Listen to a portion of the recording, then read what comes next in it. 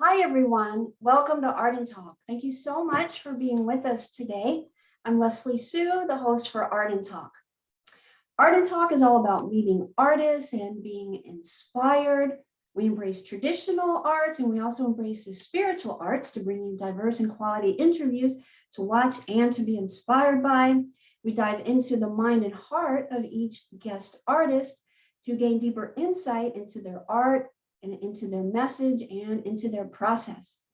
All right, so today we're continuing to bring you another artist from the Being Heard, Being Seen exhibit that is currently on view at the Cultural Council for Palm Beach County in Lake Worth Beach, Florida. Being Heard, Being Seen honors the LGBTQ community through thought-provoking artwork created by Palm Beach County artists.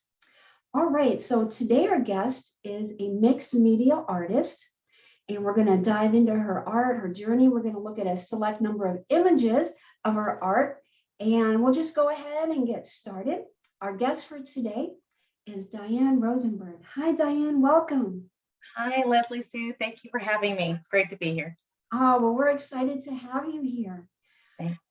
So mixed media, upcycling, recycling, sustainability is kind of this world that you create within. Can you share a little bit more about what attracted you to mixed media and how you approach your art? Sure.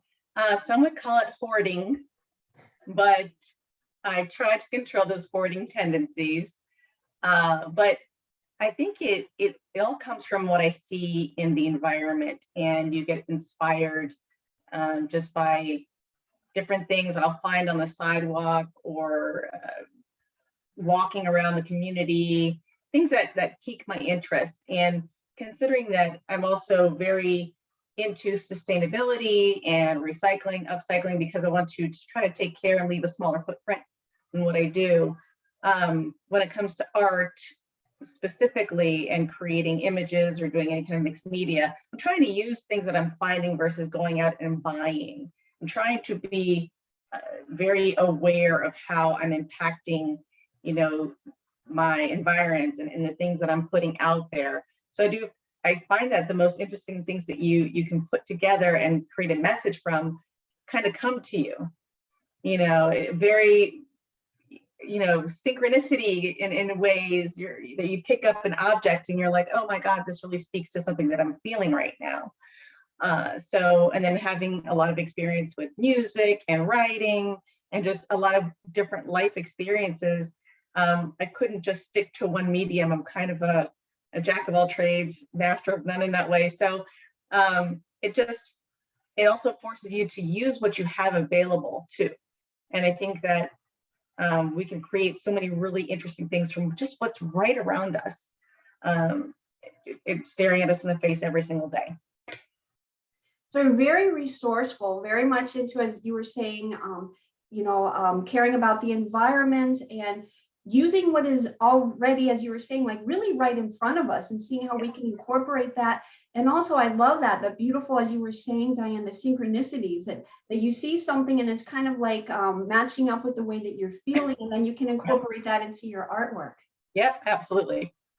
Can you share with us some interesting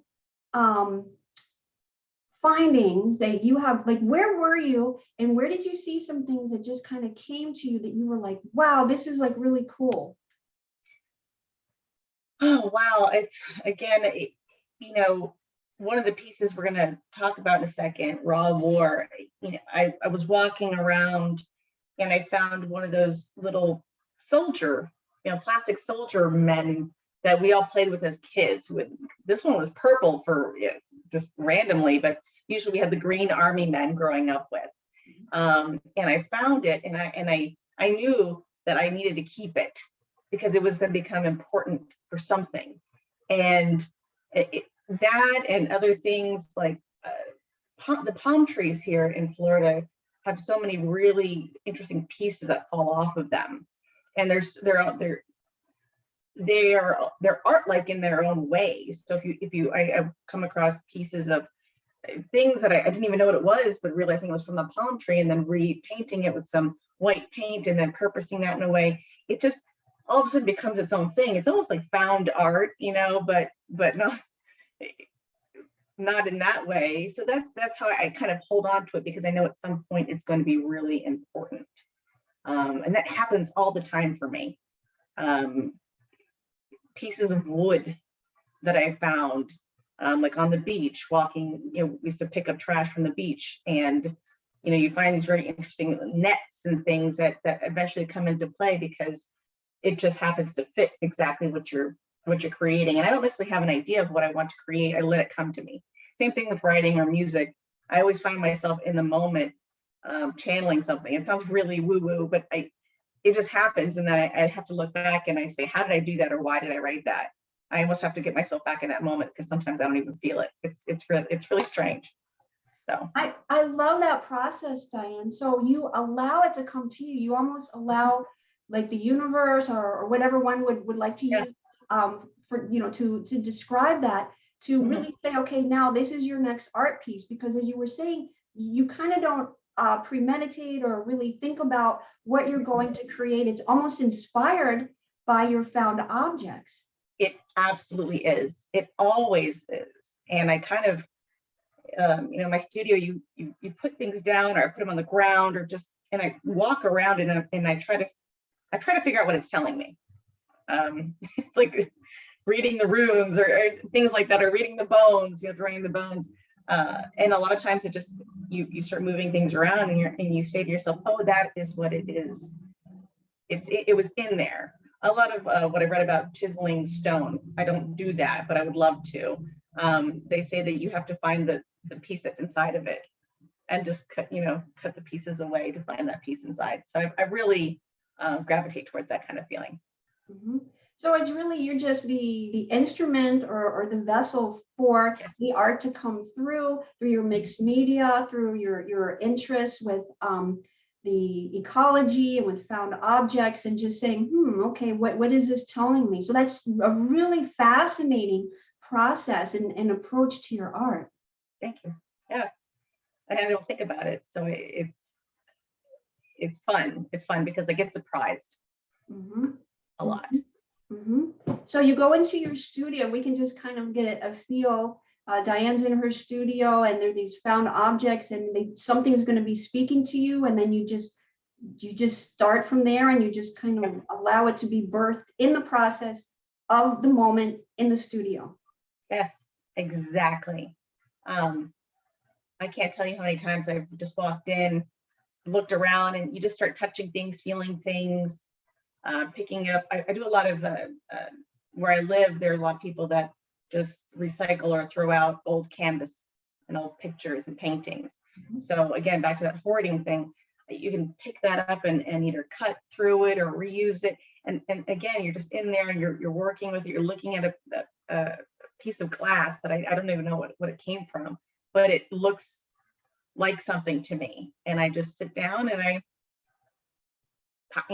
hotchkey with it, and it forms something. And then I'm like, oh yeah, that's it.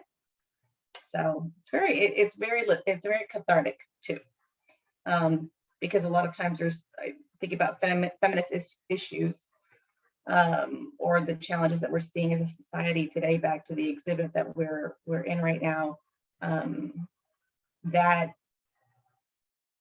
will also it'll also play in my head when I see something that's coming to life in front of me. What are the words, what are the thoughts, what are the ideas that relate to those issues specifically for me as well? So tying it in with the feminist issues that are important to you within your art and the mixed media and the found objects. Yeah.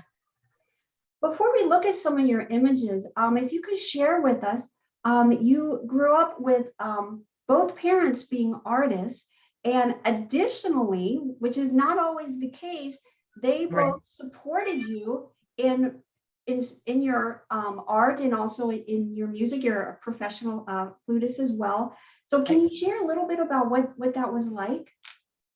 Yes, really interesting. They say that it's in the genes, but I kind of guess sometimes that's true.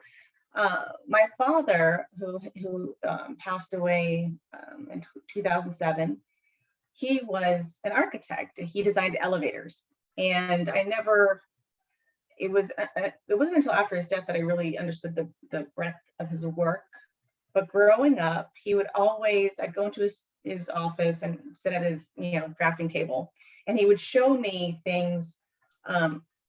He educated me very, very young on lines, perspective, and shading. I didn't know what he was doing, but I thought it was really cool.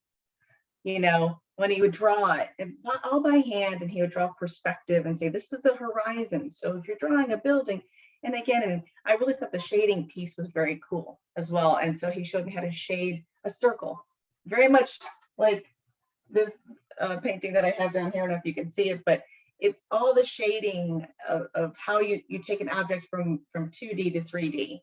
And that really shaped me. And I would just always doodle in that way. And he could draw wood grain just from hand that was just so realistic. And it was very cool. And he encouraged me. My mother, who was never a trained artist, but she always loved to paint. She was always very encouraging. She always wanted me to become an artist. But I always, as a kid, I used to say to her, oh, artists are never, they're never recognized until after they're dead. Those are things that you think about when you're growing up. And then my aunt, who is an actual painter, she was an educator for many years. She's retired now. She does painting full time. So always surrounded by those people, and also my education. I had great teachers. Grew up in Florida, and the Broward County public school system was just really great at that time. I had wonderful art teachers that showed me Cassatt, Seurat, just exposed us very, very young to all different types of art, and very encouraging, and ceramics and everything. I don't even know if that exists anymore in today's schools, but it was so formative. So having that, and my dad used to always talk about Bauhaus, and I always thought it was a funny name. I didn't know what it was until I got older, and I realized, oh, okay. And you get the concept of what that is, and how he employed it in his own architecture, because he really did specialize in glass elevators.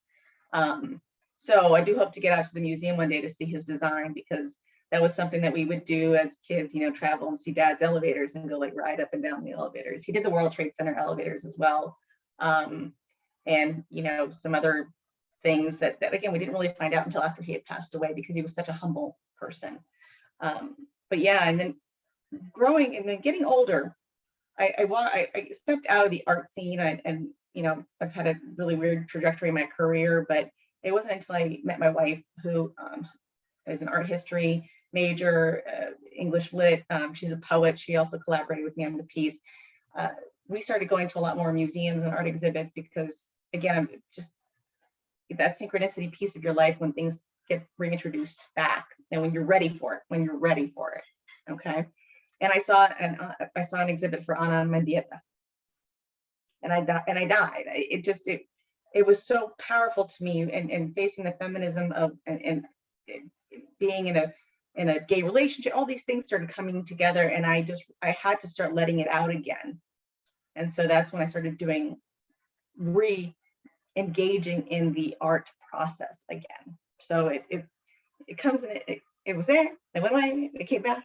But I've always been involved in either music, writing, art in some way, shape, or form. It keeps me alive, frankly. Mm-hmm.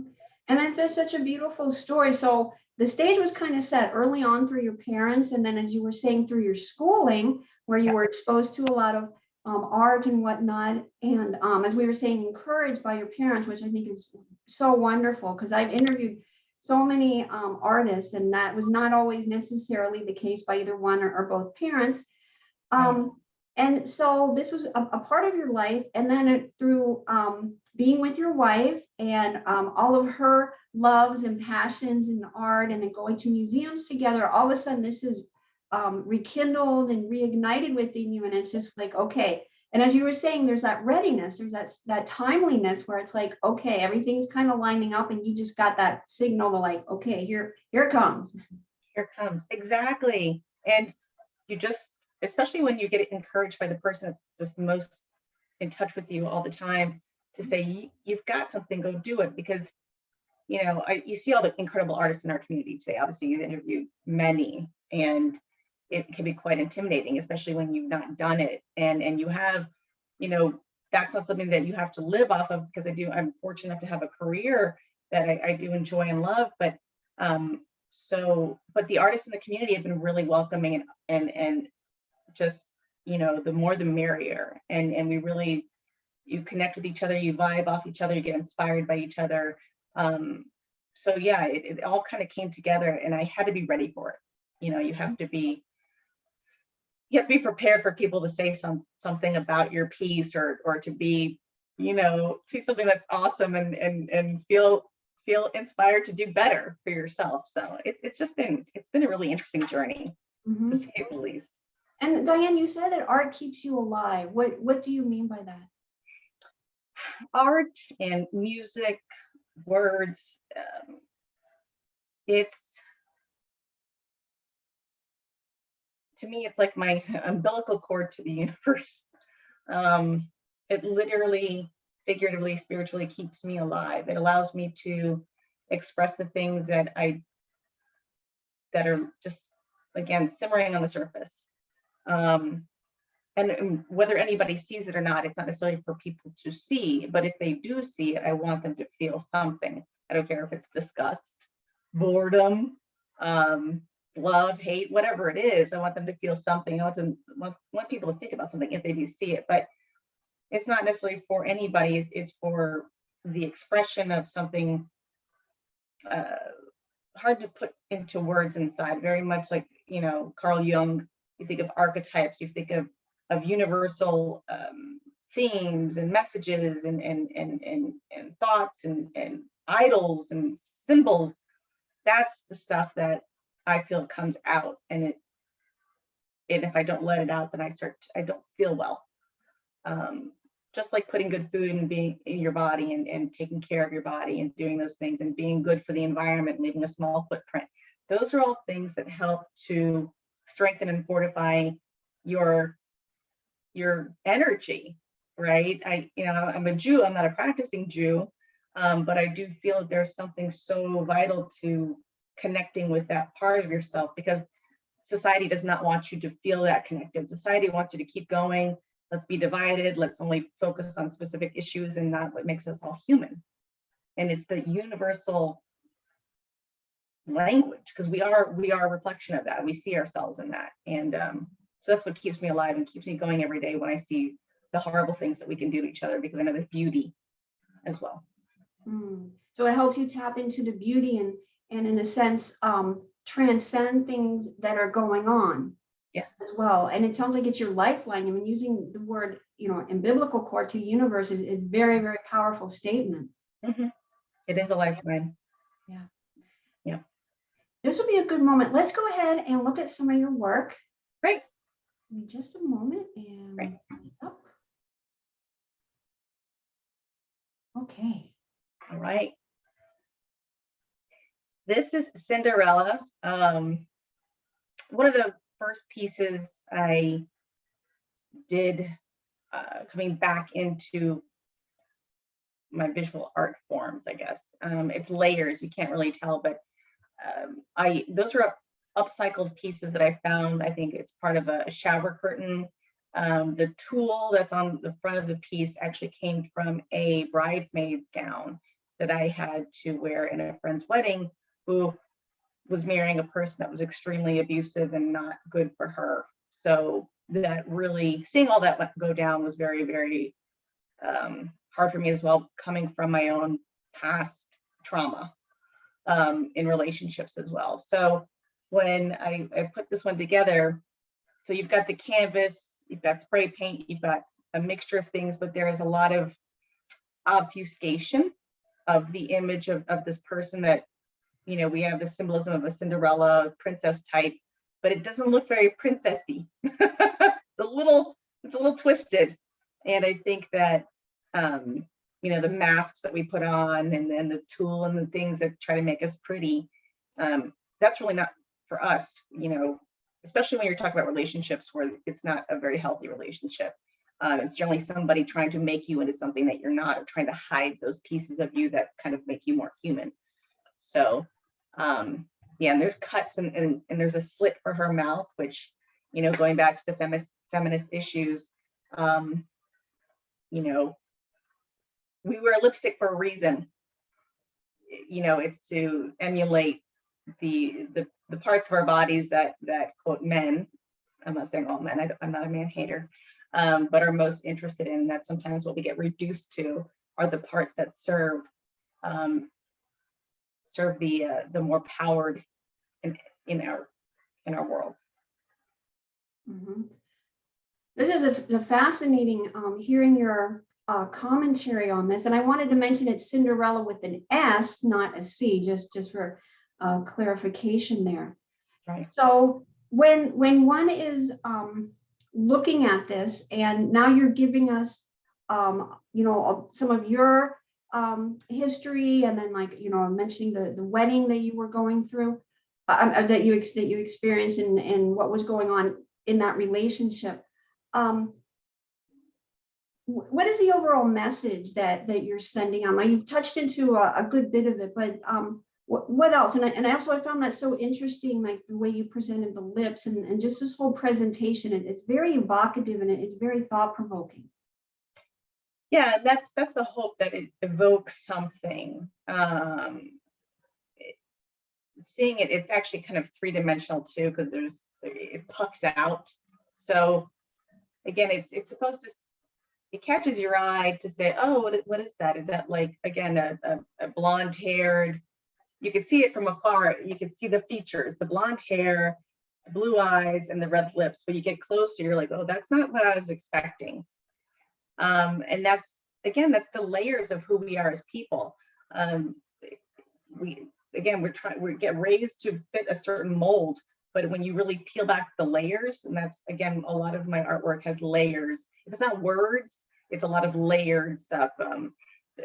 Plastic, things that can fall off. When things fall off the canvas, I'm not upset about that. I feel like that's a natural progression of how things should. We slough off layers. So when somebody approaches that piece and they see it, I kind of want them to be like, ooh, that's a little disturbing. And why? Because it's not just your Cinderella, let's go kiss a prince and everything's going to be fine. Let's find the crystal shoe for my size 4 foot, which doesn't exist.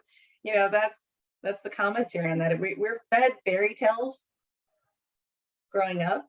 Mm-hmm. And if you look at Beauty and the Beast, again, it's not that I hate Disney or anything, but it's the woman who's trying to make a beast who keeps her captive. You really look at it and you're like, that's kind of twisted in a way. If we actually look at the fairy tales and those stories that get told to us, especially as women,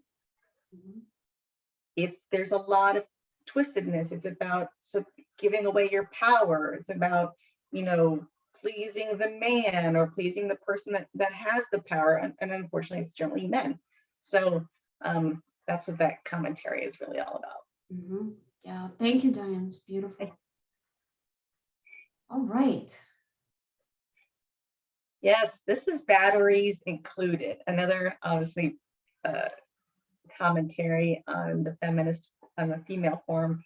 It's a smaller piece. It's actually encased in a acrylic box, and there's smaller canvases inside. And if you notice the female form, whether she's facing front or from the rear, her face is on both sides, but it's blank. Okay. Generally, again, when you're looking at a woman, you're not looking at the back of her head. We don't care. That's probably the least important thing, is the back of a woman's head when you're talking about, what's the female form in society today. But inside, there are a lot of found objects. There's some old batteries. There's an Allen key, an Allen wrench. I have about 3,000 of them.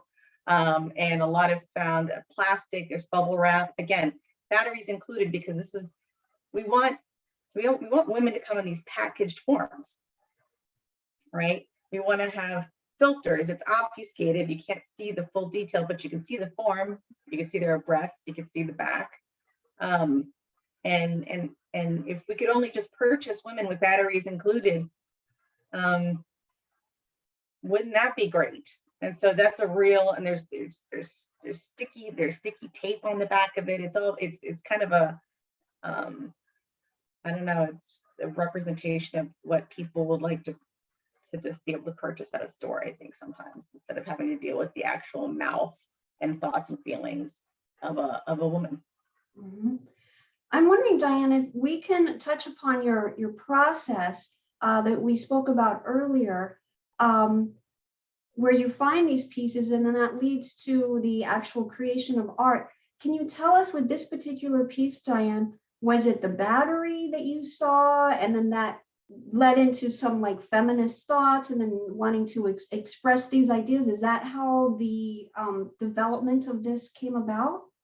Yeah, you almost have it completely on lock right there. I had the battery. I found the batteries.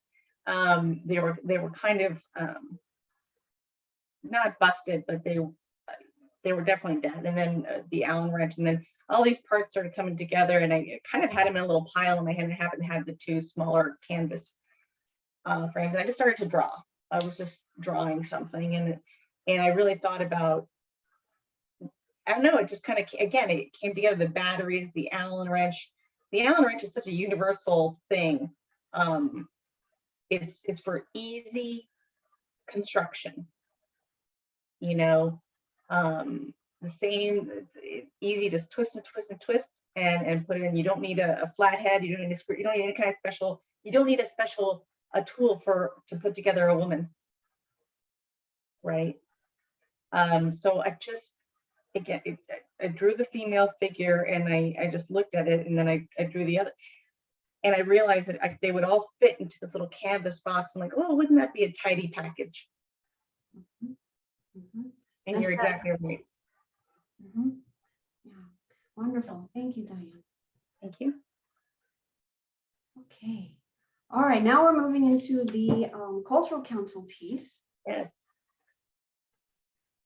So this is called All the Ways to Want Things, and inspired obviously in part by the LGBTQ theme of the show, being heard, being seen. So this was actually next level for me in I think in my progression as an artist, because I was able to really I had the piece from my wife. She is the author of the poem, and she just published her first book, so it was really fresh with us. That's in the book as well. So I was thinking about the concept of how are we being heard and being seen in the community. And a lot of times, I was talking to somebody the other day about this, we've always been here.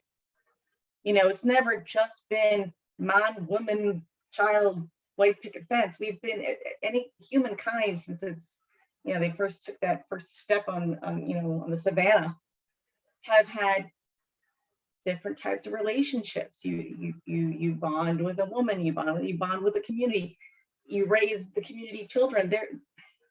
We've created these very narrow ideas of how a family should look, and that is so not representative of human nature, of humankind. So this piece, I wanted to use different types of colors. There's a very much a yin and yang kind of, lighter colors and then darker colors. I was really inspired by a sunset and sunrise for those colors. Again, coming down to night when we do the things that we don't think people can see, and then in the light of day we feel this kind of shame. And the poem is about a relationship between two women, and one of the women is married with a husband and a child. And so it's the whole progression of that relationship. And I use that to really inspire, again, that whole sundown, when the sun goes down and the cool leather of the back seat of a taxi. Those are things that happen in the dark. And then in the light of day, we're out shopping for shoes for our kid. So that, again, is to bring to light just the wonderful, I think, concept and the imagery that you find in the poem itself. And then in between, you'll see that there's a divider there. And that divider is the goal is there's notes, there's notepads, blank notepads, and we invite the viewer to sit and think as they're reading the poem, to write down something that they want, and then conversely something that they shouldn't want but still do. And a lot of the things that we shouldn't want, it's not because they're necessarily bad, but society as a whole has deemed it unwholesome.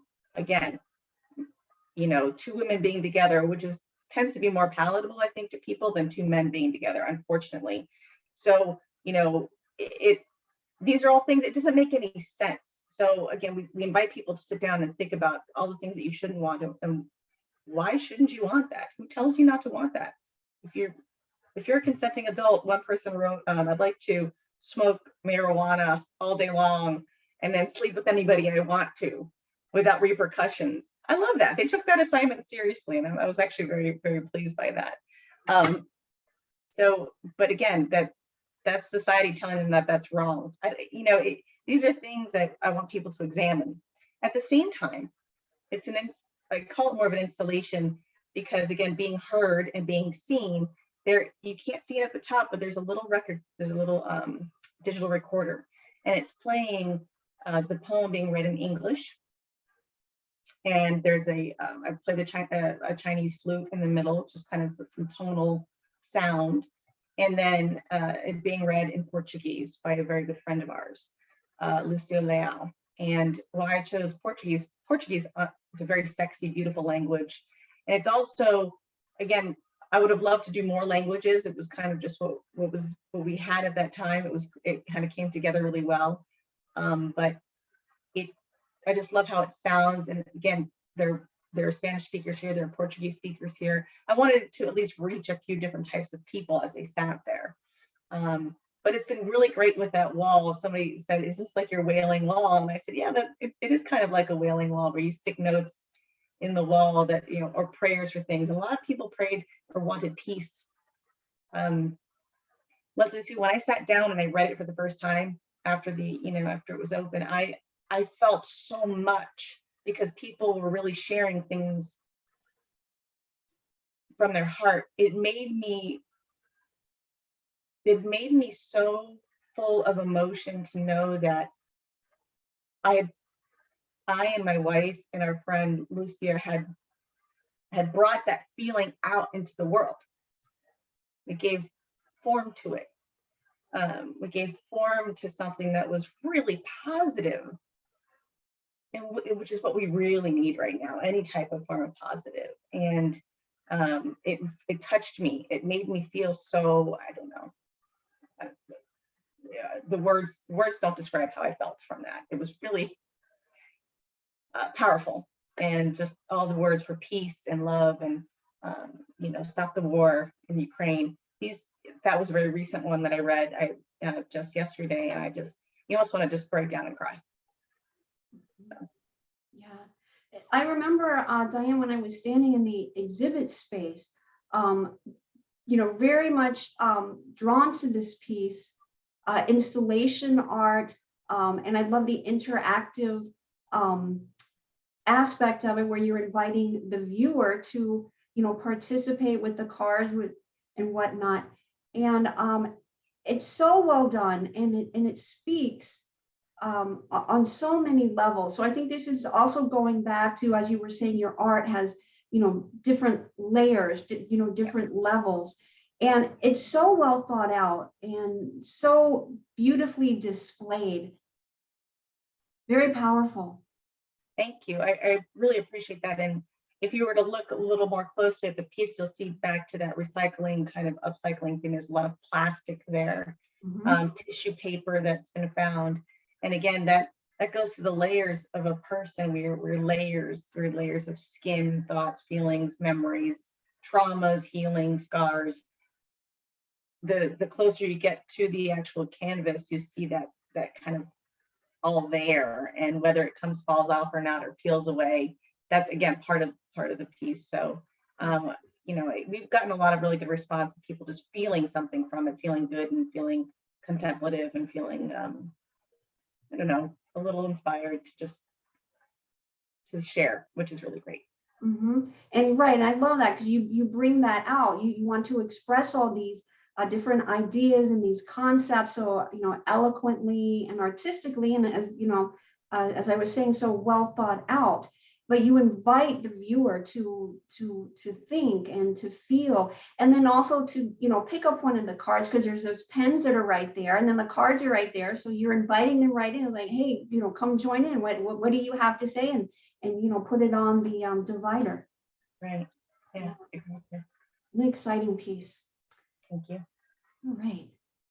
Now here's the piece with you and Yes, your wife. I love this. I love it. So now we can see actually the from floor to the top. Yeah, exactly. That's my wife. Again, it's really funny because she wears black and white. I realize that I have so many important things in my life, people, you know, spirits that embody this weird black and white kind of thing. So yeah, she brings out a lot in me, and it was really great. This is our first real collaboration. So I was really proud of that. Mm-hmm.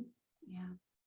And it's so wonderful. You invite the viewer to also sit there and to, like you're saying, look, come and sit and be with me, be with my art. And there's this openness, and also this, as we were saying, this, you know, interactive participation by the viewer as well. Yeah, thank you. All right, so I think we have one more. Okay. Take a look at that. So this is Raw War. This is actually a piece I did for the armory. That was the soldier I found, and the detail is that he's held up on a piece of it's like cotton. It's like something you find in a jewelry box. You know, that soft cotton that you put the jewelry on. And then I used 4 nails, kind of, you know, evocative of that Christ image. How many times, you know, God, again, I'm not a religious person, but God bless our soldiers out there, the men, women, and people that are fighting. And they're just, a lot of them are just sent for fodder, and it kills me that, you know, these soldiers, these young men, these young women, these young, you know, non-binary, these folks that are just out there trying to think what they're doing the right thing for their country. They are like, they're so Christ-like to me in that way. They're really sacrificing themselves for what, I don't know sometimes, but so that's if you got really deeply into that image. But again, it's the raw war. Words are so powerful. If you know, this was one of the first pieces I did with words, that it's evolve, it's love and evolve. Like, if we don't love, we will never evolve, ever. And that's the same thing. Raw war is raw. There is nothing, I don't care how many advanced bombs or drones or whatever, it's raw because it's the human element that is truly lost in it. And so, you know, that's what I felt with that piece. And it was just putting, again, I found that soldier. I didn't know what it was going to be for, and I didn't know I was going to do this piece. And then just having it, I had all my little things, and it just kind of came together. So that was, somebody did buy that. And again, I don't know, there's not really, it's just raw. I think we're all really raw right now from what's happening and feeling. Yeah. Mm-hmm.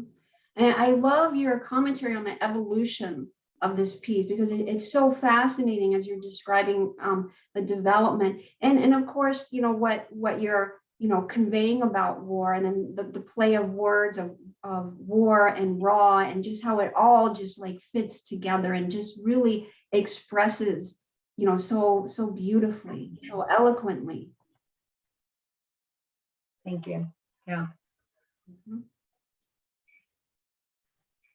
So Dianne, I find that you're this really fascinating blend of being really almost like left and right hemisphere, in that you're very rich and tender in your thoughts, and what you focus on, and your love and your passion, so fruitful with it, and very deep and honest. And yet you balance that out with a very strong intuitive side as well, and a very allowing and very open. So that's just really beautiful for me to see that kind of like well-balanced, kind of like left, right hemisphere, one not dominating. It seems like they both are like, they're both there and they're both kind of in that harmonious state. Wow, thank you. I appreciate that. I get told that even at work. Just always found a balance between data, science, art. I mean, it's just the richer, the better. You want to experience all factors of things. And I just think that, even though not all of my life experiences have been positive, it still creates a dimension to who we are as humans. Of course, nobody's going to get out of this life unscathed. So the more I can just keep exploring the different sides, yeah, of your who you are, the left brain, right brain. It's just really interesting how it all comes together. There's so much connectivity, and I think that we all have it. We just, depending on the influences in life, sometimes one gets tamped down or silenced. But I think we're all capable of it. So. And I love your reference to love, and that you said that without love, nothing will evolve. I mean, how beautiful is that in its beautiful simplicity? Yeah, thank you.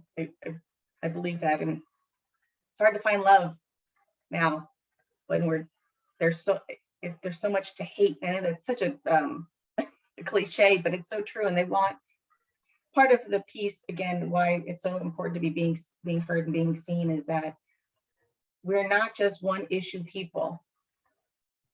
We need to talk to each other. We need to have discussions. We need to share and evolve. We love each other, no matter if you're Republican or Democrat or whatever you are. You're still a human being underneath all that. You still have wants. You still have needs.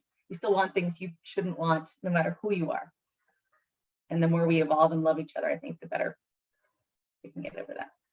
Yeah, absolutely. Now, I'm wondering this, I have a question I want to ask you, but I know that it's kind of like, it's there, but it's not, because I want to ask you, are there any materials that you haven't worked with yet, but yet your approach is really seeing what's there and allowing it to come to you?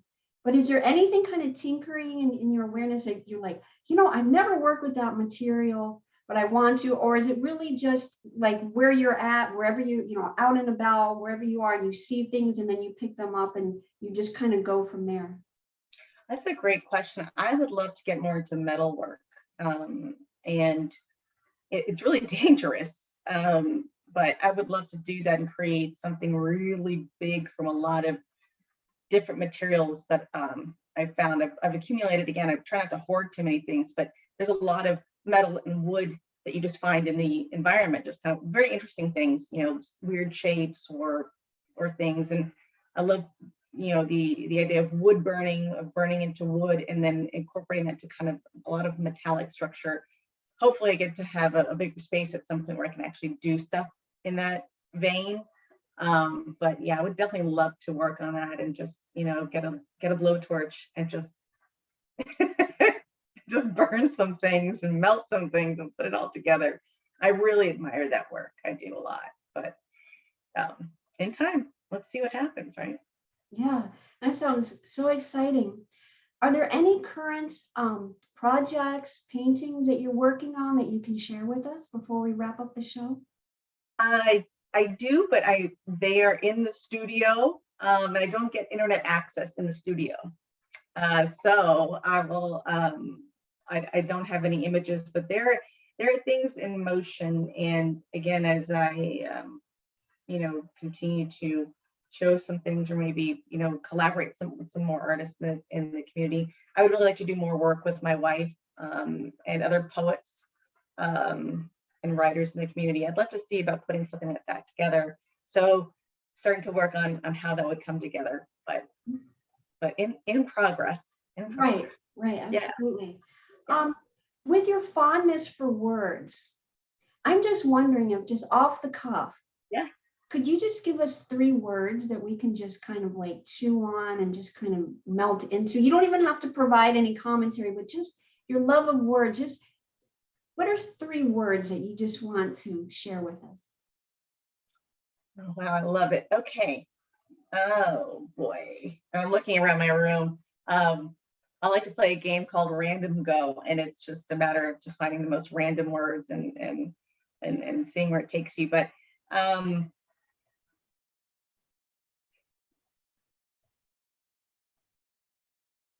The word empathy keeps coming up a lot. Empathy. If you think about, I'd like to kind of take apart words. So if I were to take apart the word empathy, there's path right in the middle.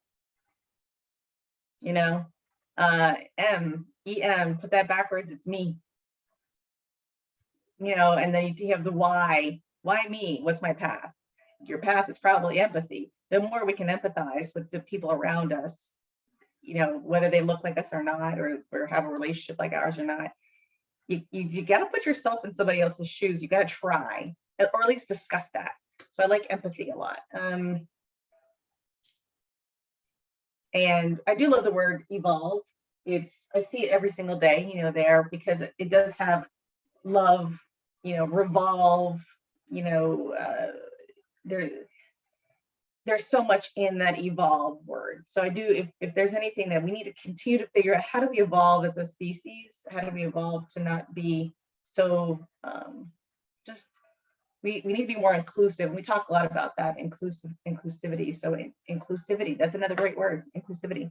Include, clue. There's a clue in there somewhere, people. Come on. Inclusivity, vita, if you really break it down with the Latin roots. That's a really fun exercise, Leslie Sue. Thank you for having me do that. But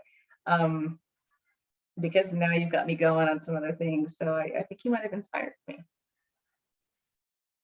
Oh, I just love that random go, and then how you look at a word and you break it down. It's almost like you like, what is he like, the mystical content that's in a word, and then just say, oh wow, okay, I just found some new keys that are embedded in that word that really kind of bring that word to life. Yes, there's a reason why we use incantations and in ritual. We use words, we use in prayers. Prayers are so important in so many different cultures. Words have power because we've created languages across, again, Portuguese is an amalgam of so many different languages. If you break down language, there's so much power in every single word. So it's really important that whenever we use words with people, we know the power we have. Dianne, we need to wrap the show up. We like to have our guests provide the closing comments. So however you would like to kind of conclude the show and wrap things up, and let us know how we can stay connected with you. Great, absolutely. Well, this has been great. I'm just really thankful for the impact that the show at the Cultural Council has opened up for so many people. It's been a very important time right now with the Don't Say Gay bill. All I can say is, for the folks that may not be, I've heard recently a lot of people saying, well, we can't discuss this, we're not on the same side, when they're talking about just issues about what's happening in our society today. And I encourage you to, we're not on anybody, we're on our own side here. We need to band together. If we're gonna survive, if our children's children are gonna have a great place to live, we need to band together and start figuring out we're on each other's side.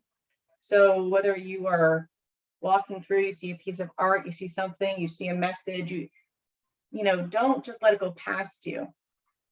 Think about it. Think about that conversation that you might have had that you were afraid to have with somebody because you didn't know if they were going to challenge your beliefs on something. I want more dialogue for people. Then they can't tear us apart as a human culture. We need to band together. So I encourage everybody to go out and just have a conversation with a stranger and be kind. And if you want to stay in touch, I'm Dianne at the Other Oracle. It's Dianne. And I'm not on much social media at all. It's too poisonous.